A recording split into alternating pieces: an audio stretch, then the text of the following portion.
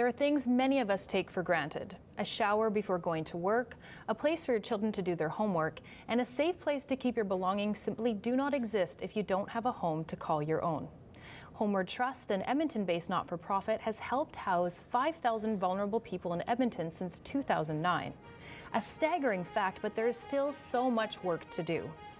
As Edmonton embarks on a plan to end poverty in a generation, we need a renewed focus on housing, homelessness, and Edmonton's most vulnerable population. Welcome to Your Turn.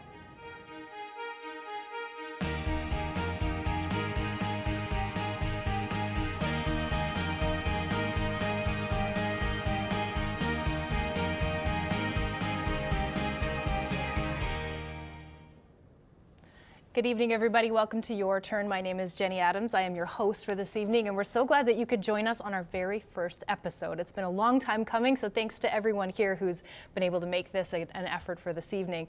Now, this show is all about you. It's about the viewers. It's about our friends on Twitter. We want you to call us, ask questions, and be a part of the conversation. Tonight's topic is an important one. We're joined by CEO of Homeward Trust, Susan Mcgee. Thank you so much for being here this evening, and we're going to discuss affordable housing and homelessness. First of all, let's backtrack a little bit and just tell us about Homeward Trust and the work that you guys do in Edmonton.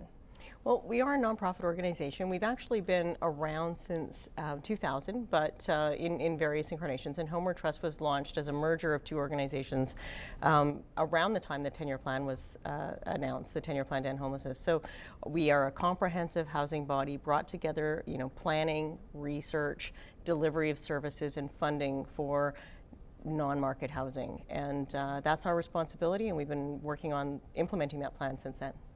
Now, we read off the top that since 2009, and I just learned this, and I've known you guys for a while, but since 2009, we've housed 5,000 homeless people. Now, that's an unbelievable number that not a lot of Edmontonians know, and we should be very proud of. Can you tell us how that happened, and a little bit more as well about that 10-year plan to end homelessness? Well, it's been really by launching the plan and really quickly getting into implementation with our partners. There's a lot of organizations in the community that have made a big difference for a long time, for in some cases 100 years, and they all aligned with us to end homelessness. And we launched the plan, started the Housing First program, and very quickly started just really focusing on housing people before having to have everything else in place.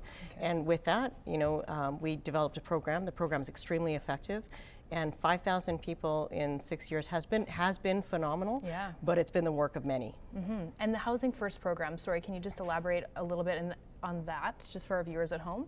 Well, when we did the 10-year plan to end homelessness, we were building off of the strengths and things that other communities have done, and frankly improved on that. Mm-hmm. And it is a program where teams have housing workers and follow-up support workers, and it's a very structured way of making sure that people that we're working with first and foremost get introduced to their housing options, and those housing workers work really hard in breaking down barriers, creating options, and getting people into housing. At the same time, they're working on aligning them with the supports in the community.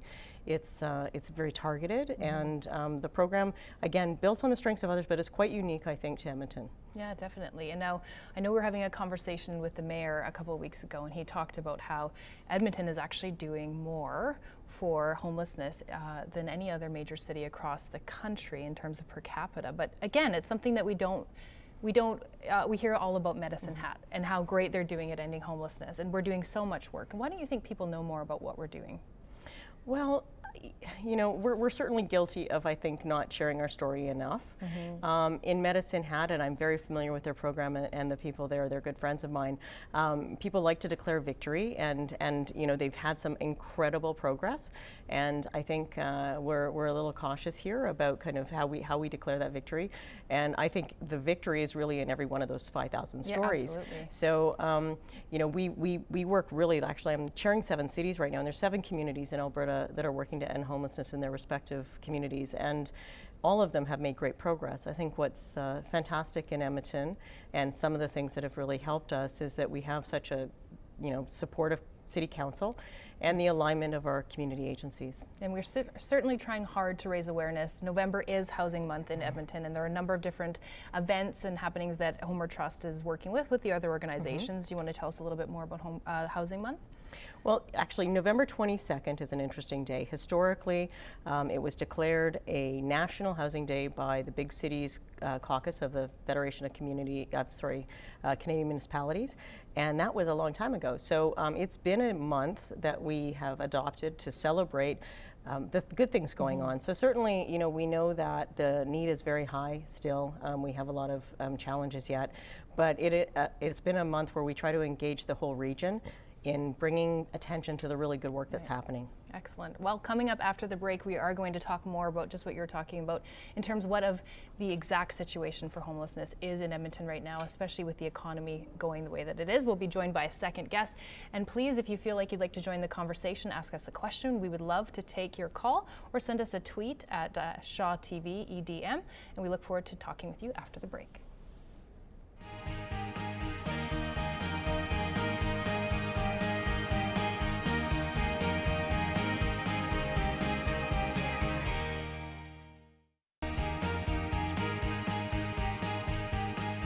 Not enough people know about the youth side of things. A lot of people just see adults on the street or a video feed of that, or even just in the newspaper, but to have the actual idea of just youth in general, probably bring about more awareness. Edmonton's a pretty lucky place to live in the sense that even if you are homeless, you can usually get food, maybe some form of shelter, though I assume there's problems with overcrowding in that sense. How to prevent it would probably be the same ways you prevent adult homelessness. I guess in general, for youth homelessness, I guess the biggest thing is like engaging with them or with the community more, and like kind of like establishing a base with the homeless and getting them into a place. You have to have higher taxes, right? So there's not much appetite for higher taxes. So as soon as you say, yeah, we're going to help those people, but in the meantime, everybody else has to pay slightly higher taxes, then it's a tough pill to swallow for politicians or the public for that matter. Welcome back to Your Turn. Tonight's topic is affordable housing and homelessness, and we will get to funding a little bit later off that Streeter question, but right now I'd like to welcome back our guest, Susan Mcgee. She's the CEO of Homeward Trust, and we also have a researcher with us, Janetta Salvalaggio. She's the Associate Professor at the Department of Family Medicine. Thank you for joining us. I'd like to talk now about the current situation of homelessness at Edmonton. Every 2 years there is an actual homeless count that I've been lucky enough to be a part of and just learn about the process. Susan, do you want to tell us a little bit more about that? Well, we've been doing the count since 1999, and we have seen about a 25% reduction in our homeless count since the peak in 2008. It's a trending effort. It doesn't tell us the whole story. Okay. So it is important to kind of put it in that context, and it is about kind of monitoring whether, certain things are getting better or worse. But we are also doing a lot right now to kind of get really much more specific about the housing needs and the number of people that are homeless. So within the 2-year time span, were there any increases in youth that needed more services, or families, or? We have seen an increase in youth homelessness, independent youth. There was 240 independent youth under the age of 24 that were counted in 2014, and that increase is starting to be reflected too in our strategy. So we have a youth homelessness plan and youth systems committee, and we're launching a couple of new programs. And it's really just, it's so critical that we address that, because young homeless individuals become adult homeless individuals, but also it's just like unacceptable that youth would be living on our streets. And Janetta, you do a lot of work in the inner city, and so I'd imagine that you do see a lot of youth as well.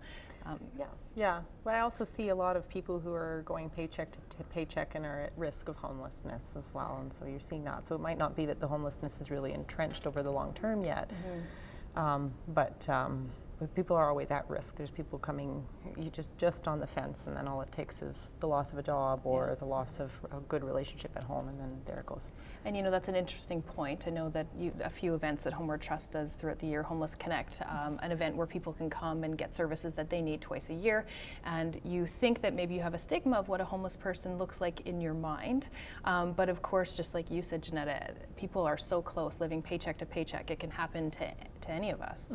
And I'm sure that you see this, especially with the current economic climate. Absolutely. We also have a lot of people coming to our community that are new to Edmonton, and they may have come without a lot of resources and a lot of contacts. And one of the things that's really critical, I think, for most of us in our lives when we are in crisis is the relationships we have. And if you're in a new community with no resources, you can find yourself without a lot of support, and homelessness is unfortunately where that ends sometimes. And I know that both our Prime Minister and our Premier have talked a lot about the Syrian refugees that we're going to be welcoming into our country. And I think the question is probably on a lot of people's mind, if we don't have enough homes for our current Canadian homeless people, how do we welcome refugees in a successful way? And are they tied together? They're tied together in that housing options are really, that's the common denominator. But, we respond to those crises differently, and there's different systems to respond to those crises. Okay. We, with our Plan to End Homelessness and the teams that we're working with, we're not housing 2,000 people this month or this quarter. We have to house people and ensure that they have adequate supports. So it's a more planned process, if you will. We are still responding to a crisis, and it's a significant crisis. But there's a different system that's going to help support the settlement of refugees, and we have to keep that in mind. It's not an us or them thing. Okay, it's good to know. This is a really basic question. I'm just going to ask it. What is affordable housing? Does it mean that we give housing for free for a certain amount of time, or it's a really lowered amount that we are funding as taxpayers? Just a really basic question I'm going to throw at you. So housing isn't just about the roof over your head. I'd say it also means you've got the wraparound supports, those kinds of things. So there's an affordability for the person being housed as well, but it doesn't come without a bunch of wraparound supports as well. So it's not just the housing, it's that cluster of things that you get with it, and that certainly doesn't come cheap, but that's not what the person up front has to pay, so that's part of it. That's part of it for sure, and there is a gap in that, we have on any given night 47,000 households that are paying more than 30% of their income and fall below what we would call like the core needs threshold. So that, from an affordability perspective, puts a lot of people at risk, as you said. There's people who on any given night they're 1 or 2 weeks away from a crisis. Right. So in addition to those that need support and are at risk of homelessness and need those wraparound services, we have a lot of people living in poverty in our community, and we have to recognize the importance of the investment in those longer term plans. And speaking of that, coming up after the break, we have a couple of questions that people have sent us, and we're also going to talk about funding. So this is obviously, again, with the budgets that we have in all levels of governments, we're wondering where we're going to get the money to help people. So we are going to discuss that after the break. Stick with us, and please do send us a tweet or call in and ask us a question. We'd be happy to include you in our conversation.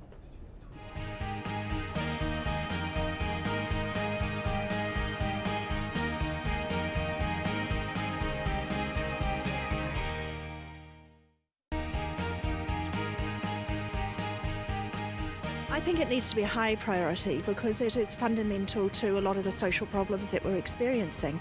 So if you establish housing, you find stable housing for people in need, then it's going to start addressing some of those other issues that underlie homelessness. Yeah, I think it's important just because it can lead to a lot of other problems, and there's also a sign for other problems as well. I personally know some people who do work with people that have brain injuries, and a lot of them come from backgrounds of being homeless. I see a lot of homeless people, and it bothers me. Not only does it hurt my, heart, but I think to improve the image of the city and to help these people, if we can solve the problem now, we can end the problem from continuing on. When a pipe is broken, you fix it. Well, I think it's a priority because it's something that you can solve, and it's something directly involving our community. Welcome back to Your Turn. I'm Jenny Adams. We're joined by Susan Mcgee and Janetta, and we're talking this evening about affordable housing and homelessness. We do have a couple questions that have come in.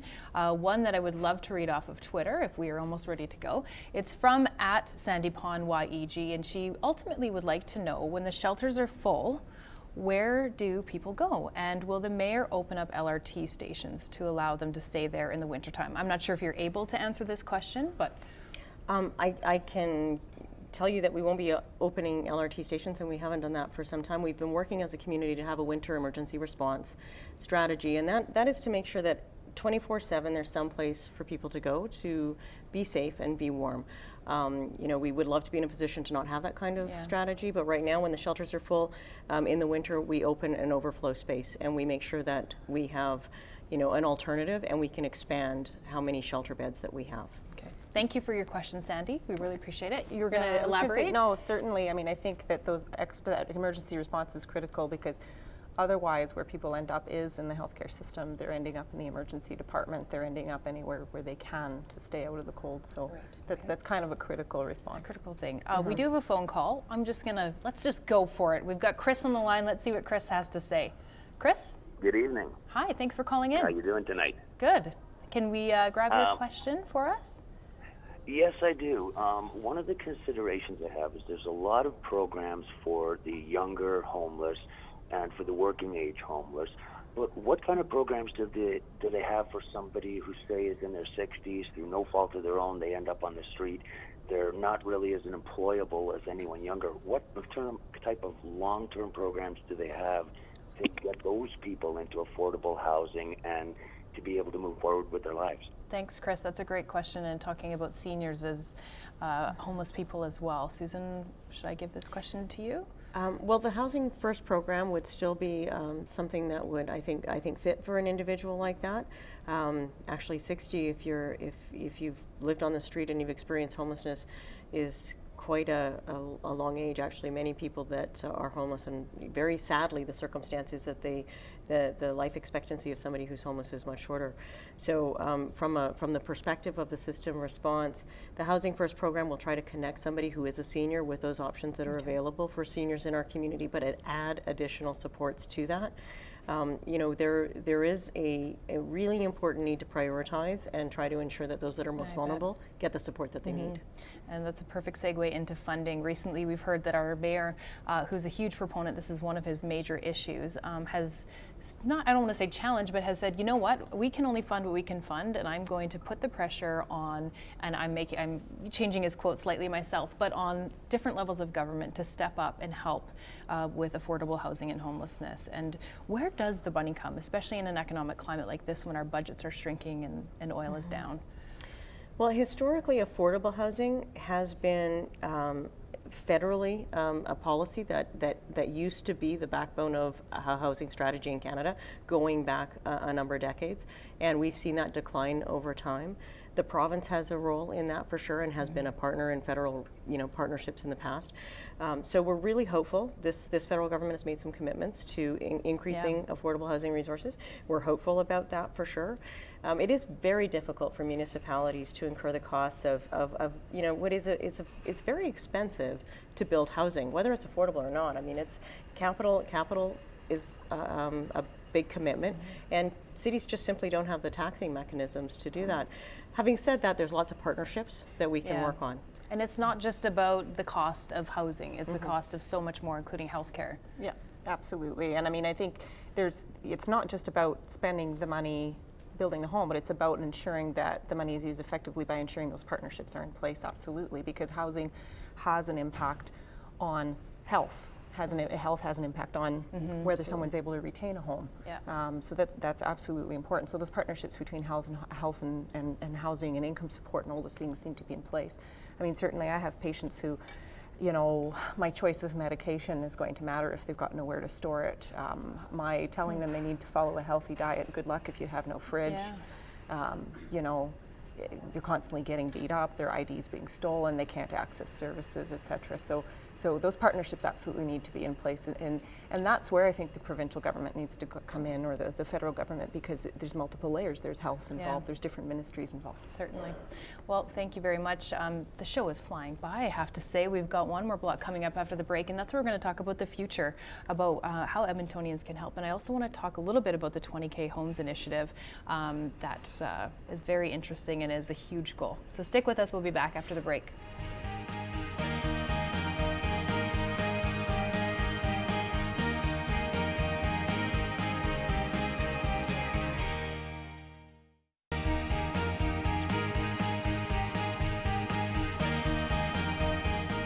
Welcome back to Your Turn. Welcome back to Your Turn. I'm Jenny Adams. We're so glad that you're able to join us this evening. Tonight we're talking about affordable housing and homelessness. Now let's talk about a little bit of, not hope, because this has all been actually a great positive conversation, but the 20K Homes Initiative. This is quite a big goal that we have here in Edmonton. Well, we've signed on to what is really a national campaign, and as much as we've been working to end homelessness in our community for the last 6 years and have done a really great job with the Housing First program, 20,000 Homes does two things. It really connects us to a national conversation and work, and it helps us reciprocate with other communities in terms of learning and sharing what we're doing.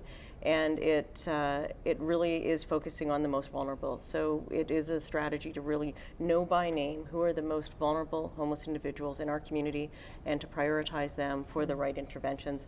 And we know that the list is going to be longer than we can house this year. Right. And it is also then a really important thing to share with our other partners about how urgent and important the work is, and that the resources that need to come to the table for that. And I can imagine that the different services out there, you get to know certain people really well and the needs that they have, but how do you prioritize that list? Or if there's someone at home or someone who is watching somewhere that needs to be on this list, how do they figure out how they can be a part of this? Well, we have a registry period until about mid-December where we're working with our partner agencies and volunteers to, it's a registry, and they are doing outreach, and they're working with as many organizations as possible to ensure that we capture people and give them the opportunity to be part of the assessment. And then from there, we'll work with our partner organizations that provide the support to prioritize. Okay. So we do have a call that we are going to take in just a minute, but before we get to the question, one thing that I want to talk to you guys both about. Let's say we get the funding and we're going to house all these people. We've had this conversation about not in my backyard. We heard it out in Terwillegar. We've heard it around the city.